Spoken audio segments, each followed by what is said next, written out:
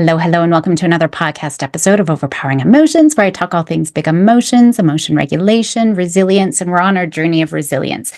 Now, one thing that I wanted to talk about today was the different parts of us that shape how we think and feel and therefore behave.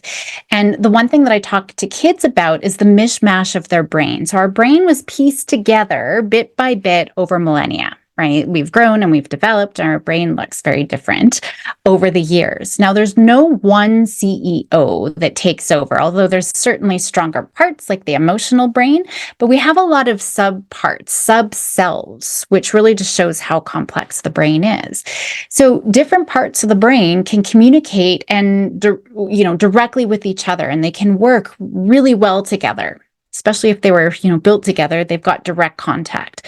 But other parts of the brain only have indirect contact. And so because of that, messages aren't really being transferred very well, unfortunately. But this is why we can hold contradicting information and even conflicting responses to one given situation, because there's different parts of the brain that are kind of activating.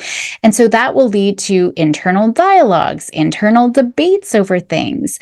The best equipped subself will usually take over, but they might argue, they might fight for that control in the meantime. There can be a lot of back and forth. And so I love using the Inside Out movie as an example, because if you've seen that, that's one that we can relate to. Joy is sort of taking over the CEO. They just kind of go into a rhythm, right? But as soon as something comes up, Joy actually leaves the control booth. You can see the other emotions, they start to fight over who's going to take control based on who they think has the skills to handle the situation. And that's kind of what happens in the brain as well. Another great analogy is a team of superheroes, right? Every superhero has their own unique ability, their own unique strength, and their own unique weakness or kryptonite, so to speak. And so our brain, again, is like that team of superheroes, each of who represents a different part, a different subself of our personality.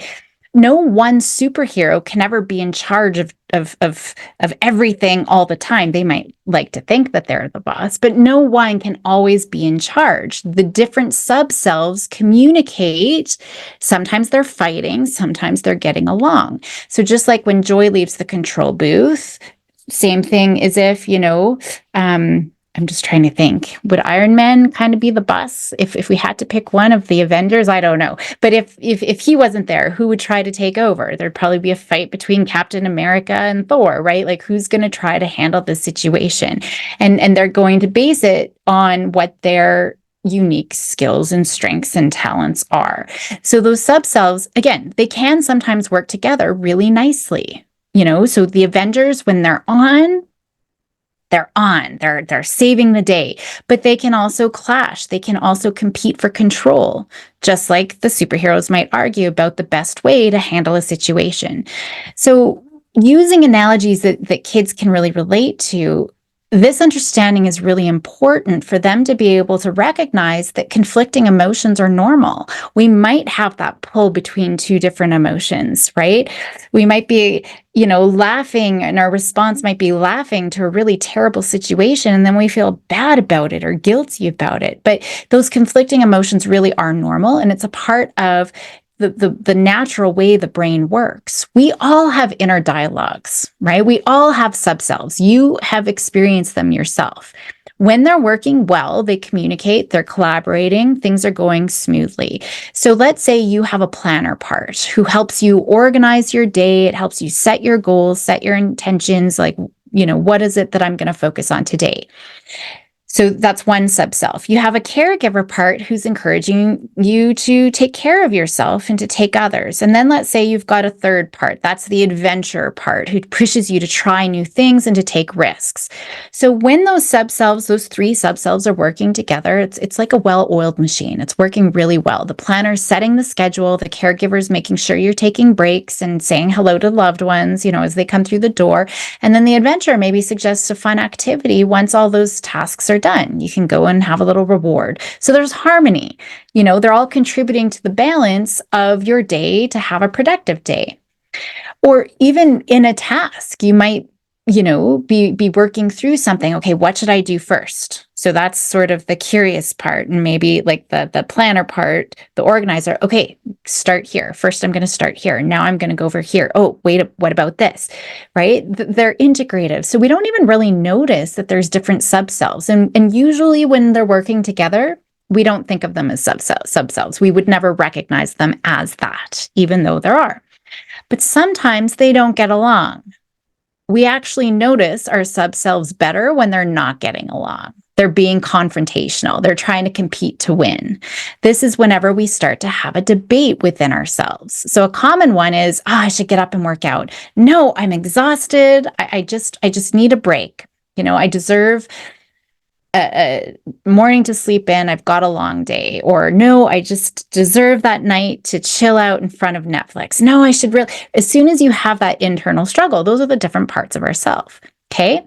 Or maybe we have a big project to complete. And so you recognize you might have a procrastinator part that just wants to delay tasks and relax. Maybe you've got a perfectionist part that demands that everything be done perfectly and it causes a lot of stress and anxiety. Maybe you have a rebel part who's resisting rules and wants to do things their own way. So as you start working on this task, the perfectionist must insist on redoing parts of the project until they're perfect, right? It can't be, there's no mistakes anywhere. The procrastinator part, though, wants just to watch TV instead. It's too much, do it later. And then the rebel part doesn't want to follow the project guidelines at all. This is stupid. Why am I even doing this? I'm just going to do something else instead. So you've got that internal debate, right? And it can make it really hard to focus. It can be really hard to get started on things and to get things done. Our kids struggle too. So consider you have a kiddo who's deciding whether to do their homework or whether to play video games. The fact that they even know that they're having that debate is actually a good first step, because a lot of kids I work with, especially, if there's ADHD, executive functioning challenges in the way, there is no thought. It's just straight to the video games. They're not even thinking about homework. But if we break down the parts, we might find that the student has the student subself, right? They know the importance of finishing homework on time, or the importance of doing their studying, or whatever it is that they need to do so they don't get in trouble, whatever part it is, right? Maybe there's a fun, loving subself who just wants to relax and play video games. But then there's the worrier subself who feels really anxious about not doing well on their test, or not doing well on their homework, or getting in trouble. And so now the kiddos just come home from school and the student subself kicks in saying, I need to go study. I need to do well on the test on Friday. But the fun loving subself is like, hey, I've had a long day. I was just learning at school all day. I deserve some fun. And then the worrier subself is like, oh my gosh, if I don't do well, I might get in trouble. I mean, that alone is enough just to shut down and not do anything at all, right? So those conflicting subselves, they create that internal struggle. It makes them really hard for them to decide what to do. And when anxiety is so strong, it just makes that indecision so much harder. So the easiest way is whatever has the biggest emotional pull. That's usually the one that's going to win out. Oftentimes it's the anxiety, right? Or just kind of pushing things off, especially when we've got kiddos who don't have a lot of resilience. So just like when joy leaves and the other emotions, again, they're competing for control, it results in chaos. And that's really similar to how our subselves can conflict with each other too. It creates a lot of this internal turmoil. So understanding that, that we have different subselves, and that we might not notice them when they're working together, but they can compete. Kids can start to, get curious, put on that curiosity brain, and they can start to manage their emotions and their actions more effectively. Recognizing, so we've already been talking about, if you haven't checked in, in the past few weeks, be sure to go back and check those ones, because I'm talking about mindfulness. And then last week I was talking about the purpose of emotions. So we're recognizing how it shows up in the body, the purpose of emotions. Now we can start recognizing which subself is taking control, right? At any given moment, they can start to understand that inner turmoil that they have, those inner conflicts that they have, and find ways to find balance between those competing parts of themselves. emotions can be really overwhelming. It's just sort of lurking in the darkness, and we get sucked into it, into those big knots, and it's just easy to get tangled up with those emotions. And we believe whatever story comes along with it, or we believe that we're sick and we're not liking these feelings. And especially if they're thinking, I'm a bad kid, or maybe I am lazy. It's not a far jump to have a thought and to believe a thought, right? Or to think, I'm not going to do well on the test, to believe for sure they're not going to, right? So if they do something bad, if they think that they're bad, we see those really strong connections. Or kids who think that something's scary, then they automatically think that they're a baby because they're the only ones who seem to, whatever that is. So we need to separate ourselves from these subselves, and that's why mindfulness and acceptance is so important. But now we can start to name these subselves, and this is where externalization comes in. And if you've heard me talk before, I've talked a lot about externalization. I actually have a whole other episode on externalization, so be sure to check it out on that topic. So with externalization, kids learn we're not our anxiety, we're not our fear, we're not our, lazy behaviors. We're going to name those emotions. We're going to call out the different subselves, just like calling out the trickster minion or the Hulk brain or Loki or the gremlin, right? We're going to create this psychological distance by naming it. We're separating ourselves, from it. And when we can name it, we can tame it. I've talked about that all the time. Mr. Rogers has said, if it's mentionable, it's manageable. It's kind of like Dorothy in The Wizard of Oz, right? Pulling back. They're terrified of the Wizard of Oz, but Toto comes and pulls back that curtain on the little old man behind the scary, big, scary, fiery image, right? And as soon as they see, you're the Oz? How dare you? How dare you try to boss me around? That's kind of what we want them to do. I am in control here. You don't need to scare me. Thanks, but no thanks. When we can name it out loud, we're accessing a deep part of our brain that gives us more power. It gives us power, and we're able to stay calm and stay rational. Kids understand that not only I'm not defined by my emotions, but I can have a control over them as well. Not to get rid of them, but I have control over my ability to respond in helpful ways, respond in effective ways that are going to make me more courageous, more resilient. So we want to use our mindfulness to expose it. What is it doing in our body? What is it doing in our minds? What is it doing in our behaviors? And we can take our control back and respond in helpful ways, right? There's something we can do about it. Even though it's shown up, we don't have control over that. So yeah, here's freaking out Fran. That's what it does. It makes me, feel like my chest is about to cave in. It makes me feel like I'm going to throw up. Wow, it's really hard. It's working really hard today to try to make me think of the very worst thing. It's really trying to make me avoid studying today, or whatever it is. We can start calling it out. It just creates distance. That's the key piece. It keeps our prefrontal cortex online. You can use visuals like talking cards or inside-outside feelings to help kids sort of understand and express their emotions. And I do this even with teenagers and young adults too. Talking cards can be really helpful. It could be pictures, it could be words, it could be prompts that just represent different feelings or different situations that might evoke, specific emotions. And then you can get into a discussion about it. So every day, as a class or as a family, pull out a card and use that as a guide to help kids talk about different feelings, right? So how would you feel if your best friend, invited somebody else to go hang out, not you, right? Or if for younger kids, if you can't find your favorite toy, what makes you feel happy at school? What makes you feel frustrated at school? Having a visual and just starting that discussion from a cue, that point, just helps kids talk a little bit easier. And if we're all doing it together, it's not like, a direct Q&A sort of interrogation. It just helps open those things up.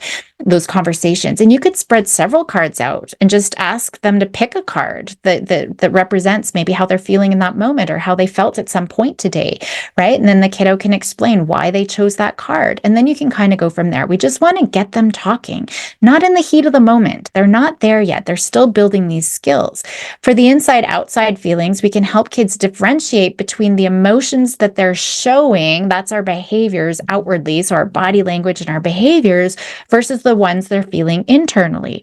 Right? A few weeks ago, I was talking about the cougar. If I was ever faced with a cougar, I would be big and loud and angry and that's my outside, very angry. My inside is terrified, right? And so we can really use those examples. So I would have them draw 2 body outlines, one for the emotions that they show on the outside, for me, the big, angry scariness, and then for the ones in the inside, the terror. So that visual just helps them really grasp the trickery of emotions, right? And helps them understand what's happening in their bodies. Again, those stories that, that's trying to stress us out, and how it tries to make chaos internally, in our relationships, in our world, and how it's trying to be the boss and run our lives. It also helps them just become more aware of their internal emotional states and how that might differ from what they show to other people. And that makes a big difference too. I talk all the time to adults, saying you would respond very differently if you saw an angry, oppositional, defiant, manipulative child in front of you versus a sad, scared child who feels unloved, right? But those, even though it's the same child, they might be showing something very different. So that's important for us to remember too, and will give us insight too. But it's encouraging them to express their emotions in ways, if they're trying to hide or if they're trying to struggle or trying to communicate, but they're struggling to communicate, that can be really helpful to start talking about those proactively, right? So I think that that's really helpful for them, but also for us. We'll have some self-reflection as well, right? But give them moments to stop throughout the day, right? Take a moment, identify which subself might be dominant right now. Is it my student subself on task, doing what I need to do? Is it my bored subself, right? Just look, who is showing up right now, and how do you know? And it might be helpful too to brainstorm different ways to satisfy different subselves, right? So if we go to the student, fun-loving worrier, right? Maybe we're going to set a timer for study time, followed by a set time for playing video games. So we're going to get the worrying and the student and the fun-loving part. So this week, we want to focus on being curious. We're going to identify emotions. We're going to talk about them out loud and practice this throughout the day. And I would use a bunch of different emotions, from, happy to frustrated to scared. Just getting kids used to creating some distance from their emotions, labeling those different subselves, it's just going to make the experiences that they do have less stressful, and it's going to boost their confidence as well. I will be looking at how we can tackle applying, mindful awareness to bigger, tougher emotions and really to some of those stories that we get sucked into. And it might be challenging at first, but with practice, it's just going to all get more automatic. It's going to get easier for sure. So I will leave it there for today. Ideally, continue doing those emotion diaries. If you started them a couple weeks ago, where you're identifying the different functions of emotions, why emotions are showing up. This goes right hand in hand, right? Who is the subself? Who is taking over? And what is it that they need and want? And how do they show up in the body? How am I experiencing this in my body? Continue those body maps. Or maybe you have one giant body map or one sort of main copy that they're just going to add on to. So thank you for joining me. Go help those kiddos be bold and courageous, and I will see you next time.